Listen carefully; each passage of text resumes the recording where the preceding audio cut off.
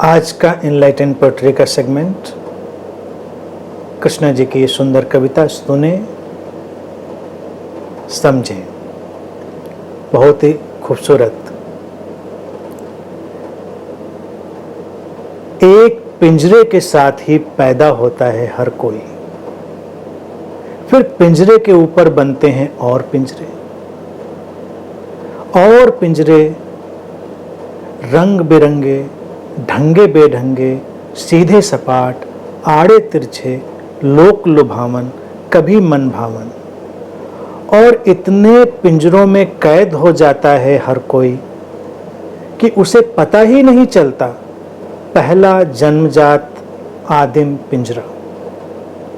और कभी कभी कोई बहुत क्रांतिकारी भावनाओं से भर के तमाम जद्दोजहद से तोड़ता है अपना पिंजरा और अपनी आजादी का जश्न मनाता है।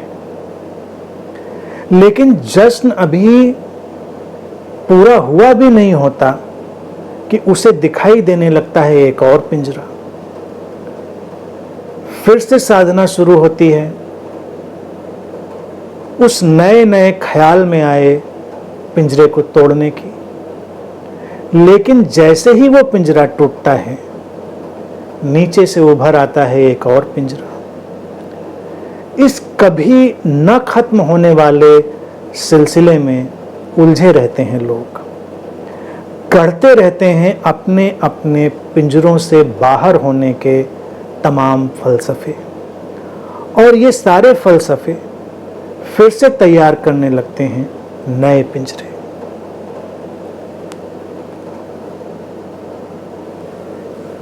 पिंजरा, कैद, प्रिजन, उसके साथ पैदा होता है हर कोई। जब कोई जन्म लेता है तो उसके शरीर मन की एक निश्चित संस्कारबद्धता पैदा हो चुकी होती है, उसकी जेनेटिक कंडीशनिंग बन चुकी होती है और उसकी जो परिस्थितिगत कंडीशनिंग है, संस्कारबद्धता, वो भी बन चुकी होती है। तो इसीलिए हर शरीर मन अपनी सीमाओं के साथ पैदा होता है। कोई बुराई नहीं है। मुक्ति कहां पर है? पिंजरे को पिंजरा देख लेना, सीमा को सीमा की तरह देख लेना, असीम की तरफ मुड़ जाना होता है। लेकिन लोग क्या करते हैं कि पिंजरे के साथ लड़ाई लड़ते हैं। और जैसा कि लिखा है, अनेक तरह के पिंजरे फिर आदमी के ऊपर जमा होते हैं। उस पहले जो आदिम पिंजरा है, जो मूलभूत पिंजरा है, उसके ऊपर, उस कैद के ऊपर ढंगे बेढंगे, लोक लुभावन, मन भावन, यानी कि कुछ ऐसे पिंजरे हैं जो नहीं पसंद आते, कुछ पसंद भी तो आते हैं ना। बहुत सारे पिंजरे ऐसे थोड़े जबरदस्ती हमारे ऊपर डाल दे, हमने भी उनको डाला है। तो लोक लुभावन है, मन भावन है, लोगों को पसंद आने वाले, हमको पसंद आने वाले, सब में हम बंधे हुए हैं, कैद हैं। हमारी धारणाएं हैं, हमारी मान्यताएं हैं, विश्वास है, उन सब के पिंजरे हैं। फिर लिखा है, कोई क्रांतिकारी भावना से भर के कभी सोचता है कि मैं तोड़ता हूं इस पिंजरे को, इस कैद को तोड़ता है। लेकिन जैसे ही वो तोड़ता है, वो पाता है पीछे से एक और नया पिंजरा उगाया है। क्योंकि वो जो क्रांतिकारी भावना है, वो जो एक धारणा पर खड़ी हुई थी, उस धारणा ने उसके लिए फिर से एक पिंजरा रच दिया है।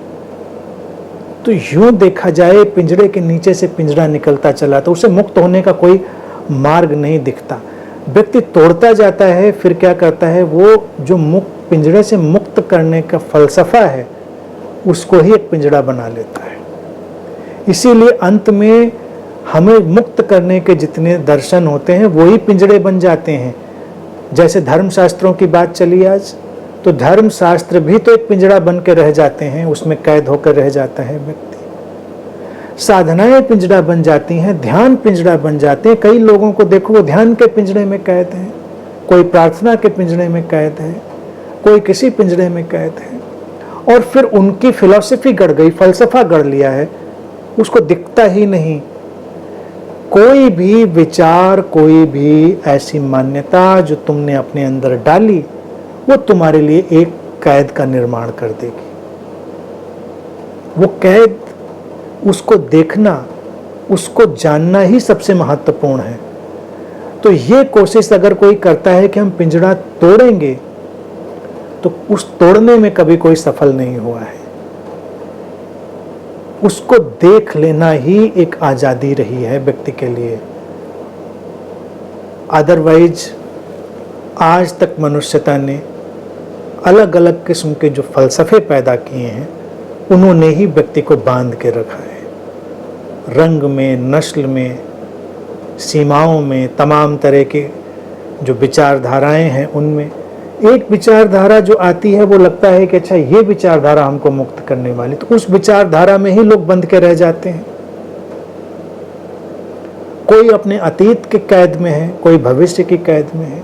फिर वर्तमान की बात आती है कि चलो वर्तमान में ही मुक्ति है, तो वर्तमान को तो जिया जा सकता है, लेकिन कुछ लोग उसको जीने के बजाय उस वर्तमान को ही एक कैद बना लेते हैं। वो कहते हैं कि ठीक है भाई, मैं तो वर्तमान में रहता हूँ। अब वो कैसे वर्तमान में रहते हैं, अगर उसको देखेंगे तो बड़ा रोचक है। वर्तमान में रहते हैं, उनका मतलब है हमें किसी बात से मतलब नहीं, घर में क्या हो रहा है, बाहर क्या हो रहा है, हमको कोई लेना देना नहीं, हम तो वर्तमान में हैं। तो ये वर्तमान में रहना भी कई बार मूढ़तापूर्ण एक फलसफे की तरह बन जाता है। ऐसे बहुत से लोग मैंने देखे, कोई नो माइंड का फलसफा गढ़ लेता है, कोई साक्षी का फलसफा गढ़ लेता है, कोई अद्वैत का फलसफा गढ़ लेता है, कोई तमाम तरह के फलसफे, और हर फलसफे का अपना एक पिंजरा। जीवन तो किसी पिंजड़े में बंधता नहीं। जिसने इसको देखा कि हम पैदा ही एक पिंजड़े के साथ हुए हैं, तो उसने इस चीज को जान लिया। तब उसके भीतर क्या चीज होती, कुछ ऐसा जरूर होता है जो इस पिंजड़े के बाहर भी पैदा होता है हमारे साथ। अब व्यक्ति की यात्रा दो दिशाओं में टूटनी है। एक है उसको जानना जो पैदा तो हुआ था पिंजड़े के साथ, लेकिन वो पिंजड़े के पार था, और एक यात्रा उसकी शुरू होती पिंजड़े को तोड़कर आजाद होने की। तोड़कर कोई आजाद होता नहीं, वो नया पिंजड़ा यानी कि नई कैद गढ़ लेता है। इसीलिए हर व्यक्ति अपनी अपनी तरह की कैद में है। जो उस तत्व को देखता है कि जो हमेशा हमारे साथ था और वो किसी भी बंधन में नहीं था, वो मुक्ति की यात्रा पर निकलता है। उसके लिए पिंजड़े और सीमाएं मायने नहीं रखते। सीमाओं से मुक्त होने का, असीम होने का अर्थ ये नहीं है कि तुम सीमाओं को तोड़ डालोगे। कौन तोड़ पाया है किसी सीमा को? शरीर मन की सीमा है, विचार की सीमा है, भाव की सीमा, हर चीज की सीमा है, लेकिन सीमा खिंचती तो असीम के अंदर ही है।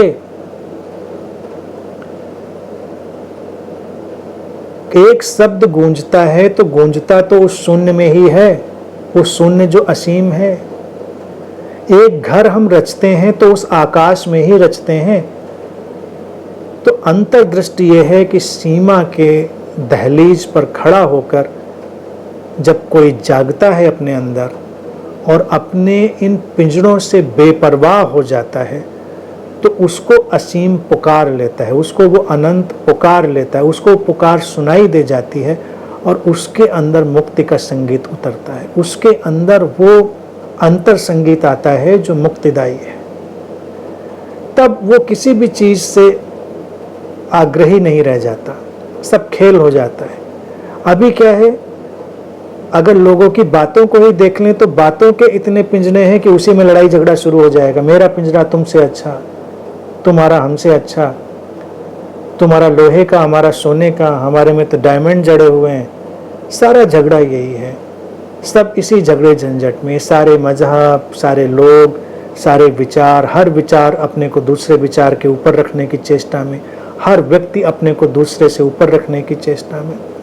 ये इसी नादानी में पैदा होता है कि हम उसको नहीं देख पाते जो हमारी कैद के साथ हमें मिला हुआ था, असीम का वरदान।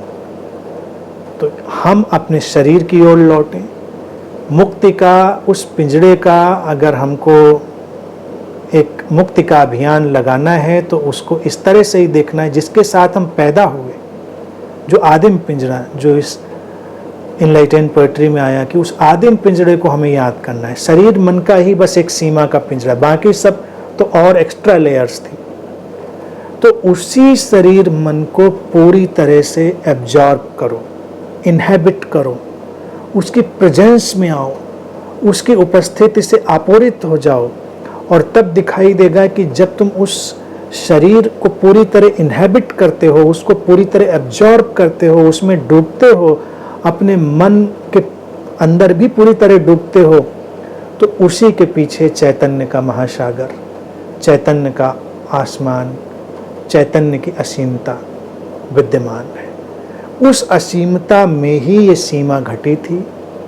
तो जिसने सीमा के साथ अपने को लयबद्ध कर दिया, आदिम सीमा के साथ, प्रोजेक्टेड प्रक्षेपित सीमाओं के साथ नहीं जो बाद में आई, इसीलिए आदिम पिंजड़े की स्मरण की बात उठाई, तो फिर वो चैतन्य का असीम तुमको संपर्क में आ जाएगा, मुक्ति घट जाएगी और पिंजड़े अपनी जगह पड़े रहेंगे, लेकिन तुम्हारी यात्रा अपनी जगह निकल जाएगी। आज के लिए इतनी ही बात।